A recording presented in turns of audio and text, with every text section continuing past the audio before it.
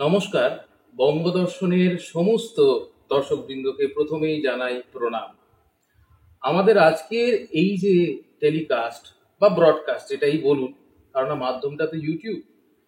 এই ব্রডকাস্টের যেটা মূল উদ্দেশ্য এবং যে মূল কাঠামোটা সেটা কিন্তু শুধুমাত্র যদি ভেবে থাকেন ওই শাস্ত্র আলোচনা কিংবা ওই আমাদের চিরাচরিত অনেকেই বলেন চণ্ডীপাঠ, এগুলোর থেকে একটু আলাদা। এর মধ্যেও শাস্ত্র আছে, কিন্তু এর মধ্যে অ্যাডভেঞ্চারের স্বাদও আপনারা পাবেন। অনেকটা সত্যজিৎ রায়ের তারিণী খুড়োর গল্পের ঠেকের মতো বলা যেতে পারে। তার সাথে আবার আমাদের বিভূতিভূষণের কিছুটা তারানাথ তান্ত্রিকের স্বাদও আছে। কারণ এই যে গল্প বলাটা, এই গল্পটা হচ্ছে তীর্থযাত্রার গল্প। নানান জায়গায় নানান পীঠস্থানের কথা আমরা শুনতে পাই। এই প্রত্যেকটা পীঠস্থান বলুন আর প্রত্যেকটা দেবদেবীর মন্দির বলুন, সেই দেবদেবীর মন্দিরের মধ্যে কারুকার্য, শিল্প প্রভৃতি বিভিন্ন জিনিস বরাবরই শুধু আজকে নয়, বহু বছর ধরে নানান পর্যটকদেরকে আকর্ষিত করেছেন, এটা বলাই যায়। যাই হোক, বেশি ভনিতা না করে আমরা সরাসরি আমাদের আজকের অতিথি সাত্তকী বন্দ্যোপাধ্যায়কে নমস্কার। বরণ করে নেব। সাত্তকী দাস, নমস্কার। আজকের আমাদের এই অনুষ্ঠান তোমাকে দিয়ে শুরু হচ্ছে। অনুষ্ঠানের নাম তীর্থযাত্রীর ডায়েরি। আমি প্রথমেই তোমাকে যে কথাটা জিজ্ঞেস করতে চাইবো সেটা হচ্ছে যে তোমার এই যে ঘুরে বেড়ানোর একটা ছোট মানে ভালো লাগা, বেড়ানোর যে ভালো লাগা, ঘুরে বেড়ানোর ভালো লাগা, তার সাথে এই যে তীর্থস্থল জুড়লো, দেবতা জুড়েছে, এটার উৎস কোথা থেকে? প্রথমেই বঙ্গদর্শন চ্যানেল টিমকে এবং তোমাকে অসংখ্য ধন্যবাদ যে এই কথাগুলো বলার একটা সুযোগ দেওয়ার জন্য। তীর্থযাত্রার আমার শুরু হয়তো ছোট থেকেই, কিন্তু তখন তীর্থের মাহাত্ম্য বুঝতাম না। আবার একথাও অস্বীকার করা যায় না যে হয়তো কথাটা খুব ছোট মুখে বড় কথা শোনাবে, কিন্তু তাও বলছি আর কি, যে ছোট থেকেই ঈশ্বরের প্রতি একটা টান অনুভব করি। তো সেক্ষেত্রে আমি যতবারই বাবা মায়ের সঙ্গেও বেড়াতে গেছি, সেটা কোনো না কোনো তীর্থই হয়েছে। কিন্তু এই তীর্থের প্রতি টান বা তীর্থের প্রতি ভালো লাগা আমার শুরু হয়েছে বলতে পারো 2019 সাল থেকে। এবং তার পেছনে একজন মানুষ আছেন, যে মানুষটি আমার সম্পর্কে মাস্টার মশাই।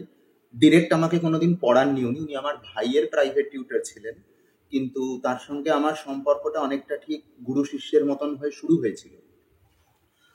ভদ্রলোক সম্বন্ধে দু চারটে কথা না বললে বোধহয় অবিচার করা হয়, কারণ আমার এই জার্নির যে মূল একজন প্রেরণাদাতা, সেই প্রেরণাদাতার কথাটা একবার উল্লেখ করা উচিত। তো সেই মাস্টারমশাই বর্তমানে সাধু জীবন যাপন করেন।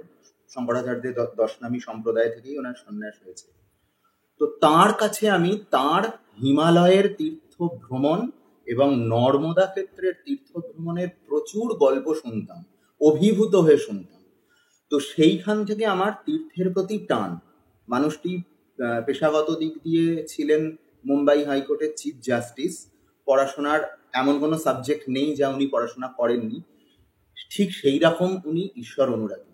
তো তার সংস্পর্শ থেকে যতদিন আমি ছিলাম, যে 5-6 বছর আমি ওনার সংস্পর্শ পেয়েছি, সেই 5-6 বছরেই বলতে পারো আমার ভেতরে কিন্তু বিশেষত হিমালয় এবং নর্মদার প্রতি একটা অদম্য টান তৈরি হয়ে গিয়েছিল।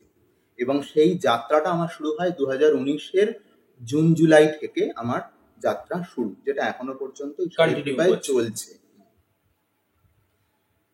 তো এই যে যাত্রার কথা তুমি বললে, মাস্টারমশাইয়ের কথা বললেন, অবশ্যই যে ইন্সপিরেশন দিয়েছে, আমি যতটুকু জানি মাস্টারমশাইয়ের কথা তো আছেই, তার সাথে কোথাও স্বামী বিবেকানন্দও যুক্ত আছে।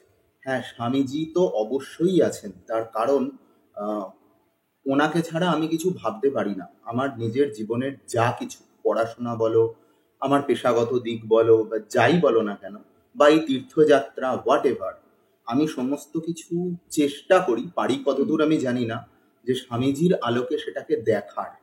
আমার কাছে তীর্থযাত্রাটা শুধুমাত্র তীর্থযাত্রা নয়, এই কারণেই, তার কারণ হচ্ছেন স্বামীজির অনুপ্রেরণা।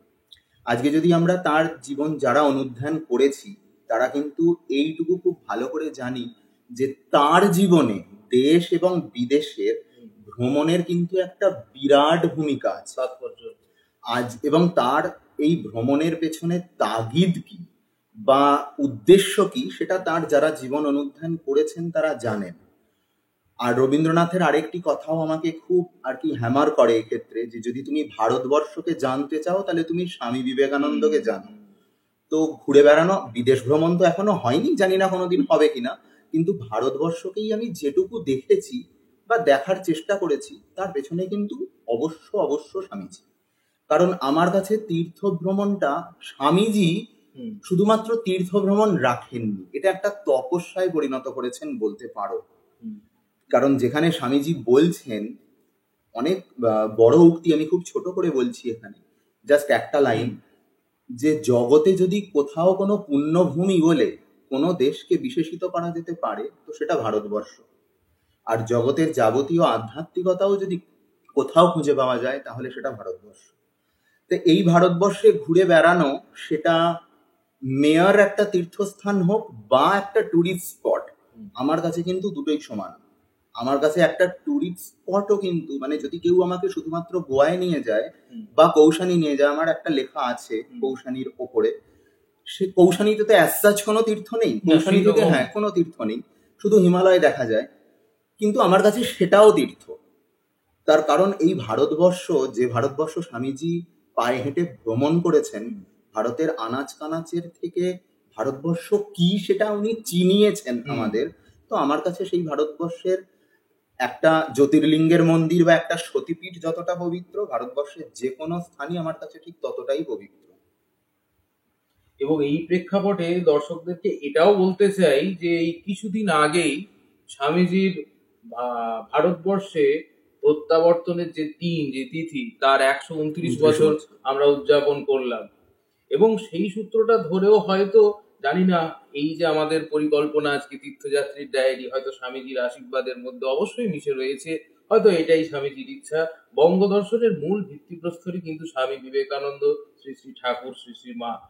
এটা আমাদের বরাবরই আমরা বিভিন্ন আমাদের কাজের মাধ্যমে বারবার স্মরণও করেছি, এবং আমাদের দর্শকবৃন্দকেও আবারও আমরা এটা বলতে চাই যে তাদের কৃপা ছাড়া হয়তো বঙ্গদর্শন কিছু নয়। যাই হোক, কথা প্রসঙ্গে ফিরে আসি। তাহলে সাত্তকীদা, প্রথমেই তোমার কাছে যেটা আমার প্রশ্ন থাকবে বা যেটা জিজ্ঞাস্য, যে তীর্থ স্থলের যে মাহাত্ম্য এবং তার সাথে বর্তমানে যে ট্যুরিজম জুড়েছে, এবং আমরা দেখছি এখন, খুব ফ্র্যাঙ্কলি বলছি, উইদাউট এনি ডিসক্লেমার দর্শকদের জন্যও, যে তীর্থের সাথে ট্যুরিজম জিনিসটা যেরকম জুড়েছে, তীর্থের আবহটাও কিন্তু অনেকটা অপরিষ্কার হয়েছে বলা যেতে পারে, অনেকটা খর্ব হয়েছে তীর্থটা। তাতে বলা বাহুল্যই যে ব্যবসা ঢুকেছে, এবং এই মানুষজন গিয়ে গিয়ে সেই জায়গাটাকে একটা হচপচে জায়গা তৈরি করছে।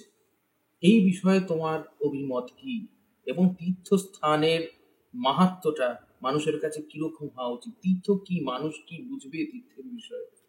দেখো, এই কথা বলতে গেলেও আমি সেই স্বামীজিরই একটা ঘটনা ধার করে বলবো, তার সঙ্গে শাস্ত্রের কিছু কথাও হয়তো এতে আসতে পারে। ভগিনী নিবেদিতা যখন প্রথম স্বামীজির কাছে ভারতবর্ষে এসে সেবা করার প্রস্তাব দেন, যে আমি ভারতবর্ষকে সেবা করতে চাই, তখন স্বামীজি ভগিনী নিবেদিতাকে বলেছিলেন যে তুমি কিছুকাল কোট আনকোট ভারতবর্ষ, শুধু এই শব্দটা জপ করো। তো ভারতবর্ষ এটা কিন্তু একটা মন্ত্রের স্বরূপ। এই যুগাচার্য স্বামীজি আমাদের সিস্টার নিবেদিতাকে, বলা যেতে পারে সিস্টার নিবেদিতার কাছে এটাই হয়তো সব থেকে বড় দীক্ষা। এটা না হলে, এই কথাটা না বললে হয়তো তিনি ভারতের সিস্টার নিবেদিতা হয়ে উঠতে পারতেন না।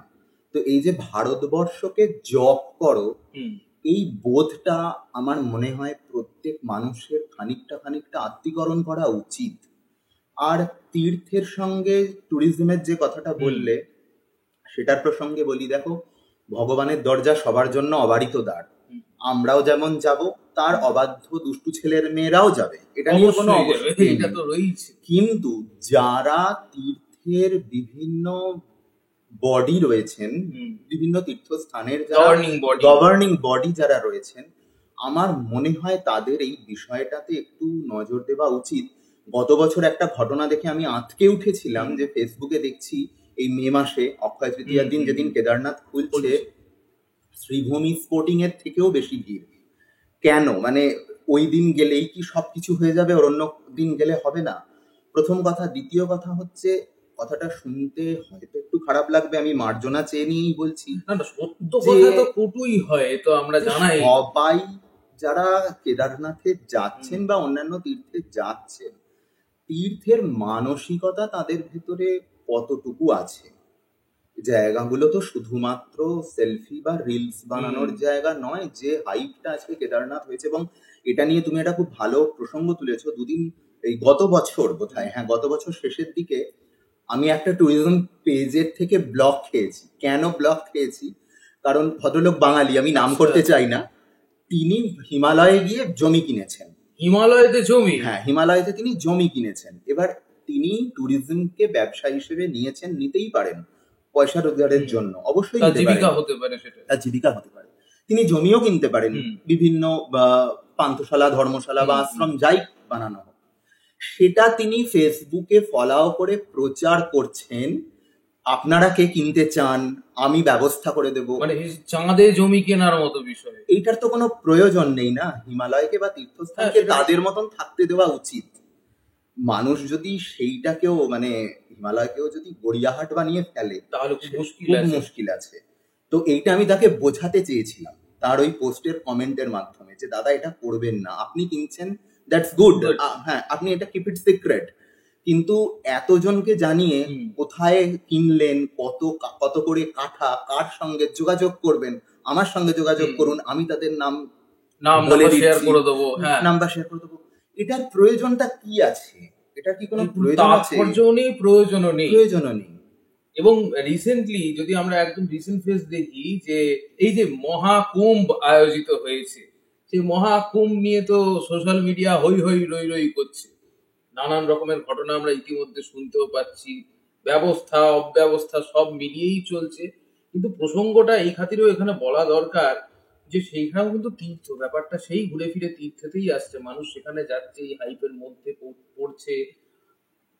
কিন্তু প্রবলেমটা কোথায়? প্রবলেমটা কি ঘুরে ফিরে সেই একই জায়গায়, অ্যাডমিনিস্ট্রেশনের কাছেই আসছে। না, শুধুমাত্র অ্যাডমিনিস্ট্রেশন নয়, মানুষের ওপরেও দায়িত্ববোধ সবচেয়ে বেশি। তার কারণ দেখো, নারদীয় ভক্তি সূত্রে বলা হচ্ছে তীর্থি কুর্বন্তি তীর্থানি, অর্থাৎ তীর্থ শুধুমাত্র তীর্থ দেবতার তন্মাত্রার ওপর ডিপেন্ড করে না। যুগ যুগ ধরে সাধু মহাত্মা সাধকরা যে স্থানে বসে ধ্যান করছেন, সাধন ভজন করছেন, ভগবানকে উপলব্ধি করার চেষ্টা করছেন, তার সঙ্গে একটা অন্তরঙ্গ সম্পর্ক যাপন করছেন, সেই তন্মাত্রাও কিন্তু তীর্থকে তীর্থ বানায়। না হলে নারদীয় ভক্তি সূত্রের এই লাইনটা তো মিথ্যা হয়ে যায় না, শাস্ত্র তো মিথ্যা হতে পারে না। এবার তীর্থি কুর্বন্তি তীর্থানি মানে দায়িত্বটা তো ঘুরে ফিরে শাস্ত্র আমাদের উপর প্রত্যার্পণ করছে, যে দায়িত্ব তোমাদের, তোমরা তোমাদের তীর্থের সেরেনিটি স্যাংটিটি বজায় রাখতে পারবে কি পারবে না। মানুষ শান্তির খোঁজে যায় খানিকটা, এবার সেখানে গিয়েও যদি সেই তন্মাত্রা না থাকে, তাহলে সচরাচর আমরা যেরকম দেখি এখন আমরা যেরকম দেখি, আর গভর্নিং বডির ওপরেও দায় খানিকটা তো বর্তায়। তার কারণ কিছুটা তো ব্যবসায়ী দৃষ্টিভঙ্গি বিভিন্ন জায়গাতেই অ্যাডাপ্টেড হয়েছে। তবে হিমালয়ের বেশ কিছু তীর্থ কিন্তু এখনো পর্যন্ত এই মানে ব্যবসায়ী মনোভাবের থেকে কয়েকটা বাদ দিয়ে কিন্তু বেশিরভাগই কিন্তু নেই এখনো, কিন্তু সেখানে লাইমলাইটে আসেনি বিষয়। লাইমলাইটে এলেও এইটার ক্রেডিট কিন্তু সম্পূর্ণ সেইখানকার মানুষদের, উত্তরাখণ্ডের মানুষদের, যে তারা কিন্তু এখনো ততটা আন্তরিক। তারা কিন্তু ব্যবসার ওপরে তাদের আন্তরিকতা, তাদের সংস্কৃতি, তাদের আতিথেয়তাকে মর্যাদা দেয় এখনো অবধি। একদম ঠিক কথা বলেছো। আমার এই সূত্রে একটা কথা মনে পড়ছে, যে আমরা তো স্পিরিচুয়াল দিকটা নিয়ে কথা বললাম, এর সাথে প্রকৃতিরও তো মারাত্মক ক্ষতি হচ্ছে, নানান জায়গায় মারাত্মক ক্ষতি হচ্ছে। এই যে মাস্টারমশাইয়ের কথা বললাম, আমি অগ্রগতির বিপক্ষে আমি নই, নিশ্চয়ই। সেই মাস্টারমশাইকে যখন আমি বলছি যে মাস্টারমশাই আমি কিছুদিন আগে আদি কৈলাস দর্শন করে এসেছি, উনি বললেন কদিন লাগলো? আমি বললাম সব মিলিয়ে 9 থেকে 10 দিন। উনি চমকে উঠলেন, উনি বললেন সাত্যকী, আমরা 10 বছর আগে গিয়েছিলাম ওখানে, আমি 20 দিন ধরে হেঁটে পৌঁছেছি। কোনো মোটরেবল রোড ছিল না ওখানে। বিভিন্ন গ্রামগুলো ক্রস করে 20 দিন ধরে হেঁটে, এবং আমাদের বিভিন্ন যে সাধু মহারাজরা রয়েছেন আমাদের মিশনে, তাদেরও আমি গল্প শুনেছি যে তারাও কিন্তু 20-25 দিন মারাত্মক কষ্ট করে গেছেন। তো আমি কখনোই বলছি না যে না, সেটা সেরকমই থাকুক, কেউ যেতে পারবে না, ওরকম কষ্ট করেই যেতে হবে, একদমই নয়। বিজ্ঞানের অগ্রগতির সঙ্গে তাল মিলিয়ে চলতেই হবে। সেই সবাই স্বামীজি আমাদের শিখিয়েছেন, স্বামীজি শিখিয়েছেন। কিন্তু প্রত্যেকটা জায়গার, প্রত্যেকটা বিষয়ের একটা ক্যারিং ক্যাপাসিটি থাকে। এই ক্যারিং ক্যাপাসিটির কথাও কিন্তু সায়েন্সই বলে। এই ক্যারিং ক্যাপাসিটিটা মাথায় রাখা উচিত। বিশেষত যারা পরিবেশবিদ আছেন তাদের সঙ্গে একটু আলোচনা আদি করে বিভিন্ন তীর্থের যে রিনোভেশন হচ্ছে বা যে আধুনিকীকরণ হচ্ছে, সেখানে আমি কতজন মানুষকে অ্যালাউ করতে পারি বা না পারি। না করার অর্থ এটা নয় যে আমি বলছি যে তারা কোনোদিন যাবেন না, কিন্তু অ্যাট এ টাইম আমি কত দূর অ্যালাউ করতে পারি সেইগুলো একটু মনে হয় গাইডলাইন করা উচিত।